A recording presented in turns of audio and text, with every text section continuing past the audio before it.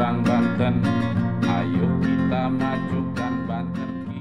Terima kasih panitia. Ini sesi kedua membahas ngobrol Banten, dan mungkin ini adalah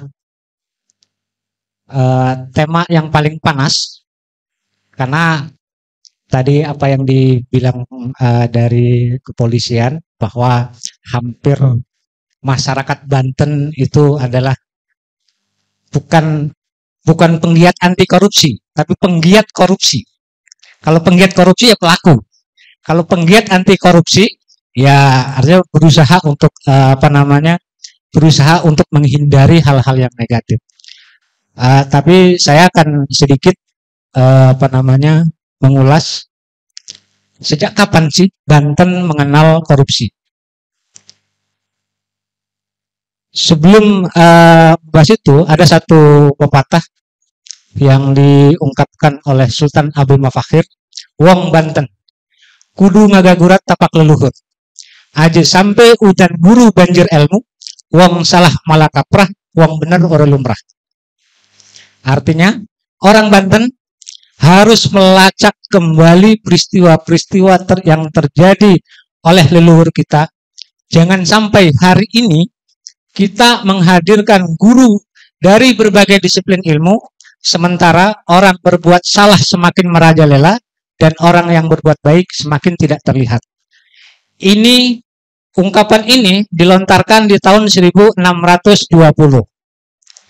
Artinya masa awal-awal keemasan Kesultanan Banten.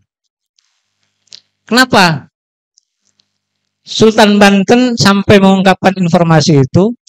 Karena kasus-kasus yang sekarang didiskusikan itu sudah mulai bocor halus. Sejak kapan mulai bocor halusnya? Sejak kedatangan Cornelis de Houtman di tahun 1596. Ini dalam laporan catatan Cornelis Boissero, inilah yang memperkenalkan korupsi di Banten. Cornelis Boissero di catatan-catatannya. Kenapa? Berawal karena iri. Banten bekerja sama dengan Cina sebagai pemodalnya. Itu tokohnya saat itu dalam tulisan dalam laporan, itu namanya Lim Laku. Lim Laku ini yang memodali seluruh aktivitas Kesultanan Banten. Sementara VOC ini kepengen mendapatkan keuntungan lebih besar. Sementara di Kesultanan Banten saat itu menggunakan hukum syariat. Menggunakan hukum syariat Islam bagi hasil yang pertama perdagangan itu sudah dikorupsi oleh Cornelis de Houtman. Jadi beli rempah-rempah ke Lim Laku tanpa modal, dia ambil barangnya dari Banten, kemudian dibawa ke Batavia, di Batavia dijual. Setelah dijual, keuntungannya itu tidak diberikan kepada yang punya modal. Padahal hukum yang berlaku di Banten itu bagi hasil. Dan itu mulailah bermunculan di situ. Beberapa mengamati dari sekian dokumen, dan ternyata yang memperkenalkan itu adalah dari VOC. Mulai bocor halus, sedikit agak terang-terangan karena udah bocor. Itu di zaman John Peter Koon. John Peter Koon inilah yang menggosok seluruh masyarakat pribumi di seluruh Nusantara, bukan hanya di Banten, tapi di seluruh kerajaan-kerajaan di Nusantara. Ini mulai dengan catatan gravitasi dulu, diumpan, hadiah terus, kemudian ketika sudah terpengaruh baru. Di mana lobby-lobbynya? Mungkin sekarang juga nggak beda jauh. Lobby-lobbynya itu bukan di daratan. Kalau di daratan pasti ketahuan, tapi di laut. Sambil mancing. John Peter Koon berangkat dari Batavia, dari Kesultanan Banten, berangkat dari Karangantung. Ketemu di Pulau Tunda. Di sana baru berapa fee, berapa ini segala macam. Itu tingkat penggelapan uang negara. Sehingga dalam laporan-laporan berikutnya, Banten mengeluarkan Undang-Undang Kesultanan Banten. Di Undang-Undang Kesultanan Banten tidak menyebut kata korupsi, tapi menyebut kata maling, menyebut kata mutil.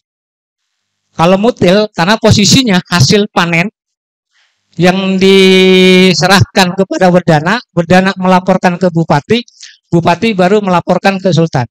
Ini sudah mulai dipotong. Sudah mulai dipotong. Jadi kalau sekarang terjadi korupsi di mana-mana, leluhur kita juga sama kayak gitu. Leluhur kita sama seperti itu. Nah, bagaimana cara penanganannya zaman dulu? Mereka tetap bekerja di kesultanan, tapi tidak dibayar. Tidak dibayar, hanya mendapat makan. Dan seluruh harta kekayaannya disita ke kesultanan.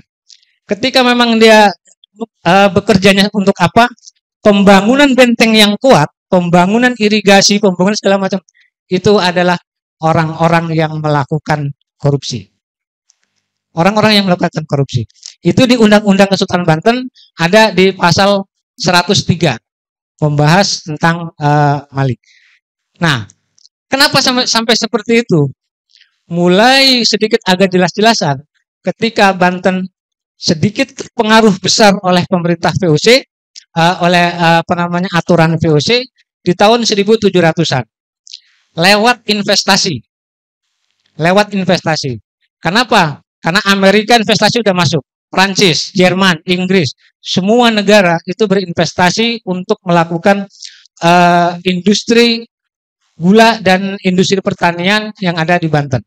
Dan mulai dari sinilah muncul antara big boss, mandor, terus pemodal segala macam, mulai di situ bermain.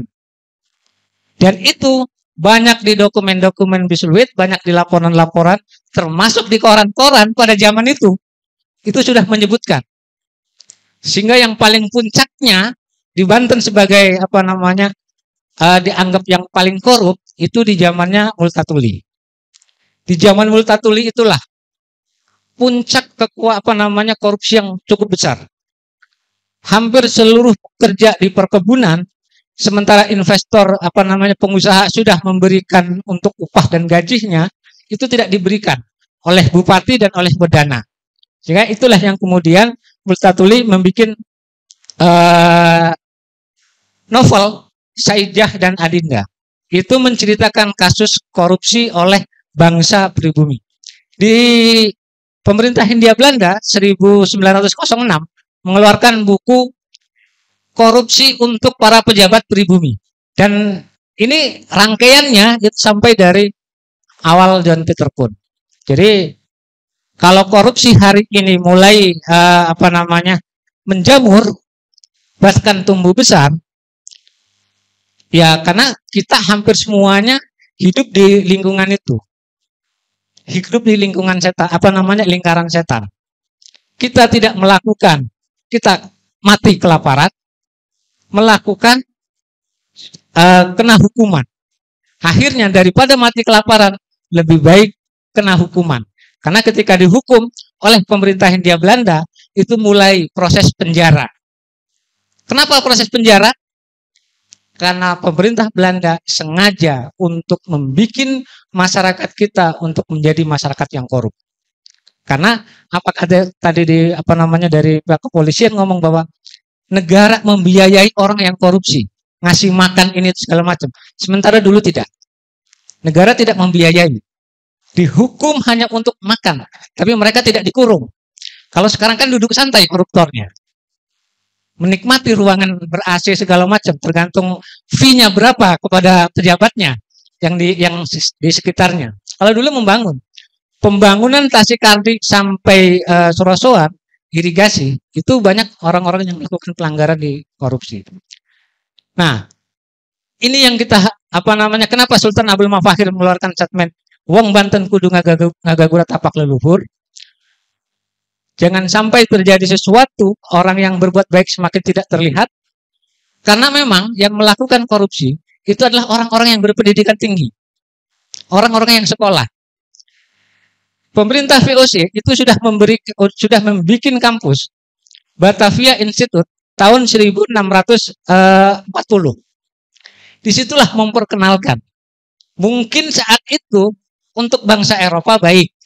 Saat itu untuk bangsa Eropa baik untuk korupsi. Karena sama-sama bagi hasil, sama-sama menguntungkan. Tapi untuk pemerintah pribumi ini mulai sedikit agak terganggu. Maka di laporan-laporan dokumen-dokumen kuno, hampir masyarakat di pejabat-pejabat kesultanan sampai runtuh, bukan hanya Banten, tapi seluruh kesultanan di Kesultanan Raja-Raja di Nusantara itu runtuh akibat korupsi. Kenapa? Karena untuk membuang lawan politiknya itu dengan janji, dengan membayar sekian karung lada, dengan membayar sekian emas. Bahkan Cornelis Spelman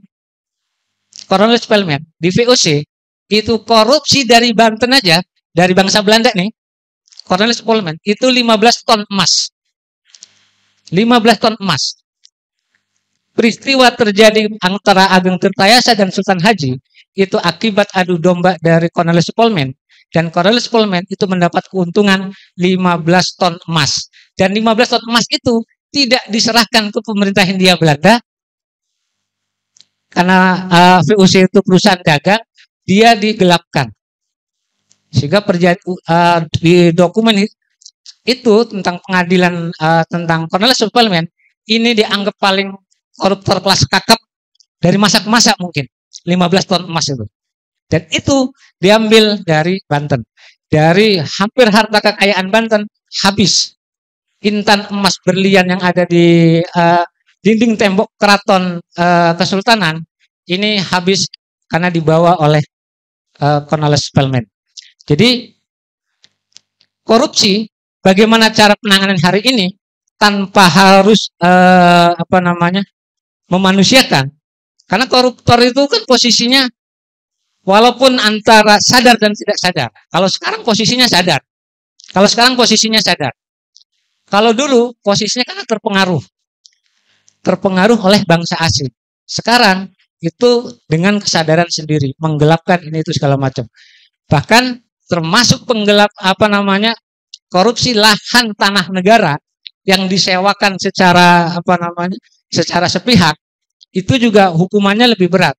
Seluruhnya tanah yang sudah diberikan negara untuk pejabatnya akan ditarik kembali ke negara, dan 7 turunan pelaku itu hanya mendapatkan makan dari negara. Dia tetap bekerja sesuai dengan kebutuhan negara, keahliannya, tapi tidak mendapatkan upah dan tidak mendapatkan apa-apa. Sehingga pola penanganan pasca abad 19 akhirnya cara untuk korupsi itu menggunakan halalan thayyibah. Para ulama, para penghulu ini mulai apa yang dimakan harus yang halal, lagi baik. Yang halal belum tentu baik. Jadi halal lagi baik itu menjadikan simbol untuk proses menghindari korupsi. Sehingga orang dulu ketika dikasih makan oleh pejabat, dikasih sesuatu dari pejabat ke tokoh-tokoh para ulama, ke tokoh-tokoh para penghulu, ini rata-rata tidak diambil. Kalaupun diterima, dia diterima, tapi tidak dimakan. Dia akan diserahkan ke orang lain. Nah, tradisi itu sampai sekarang masih.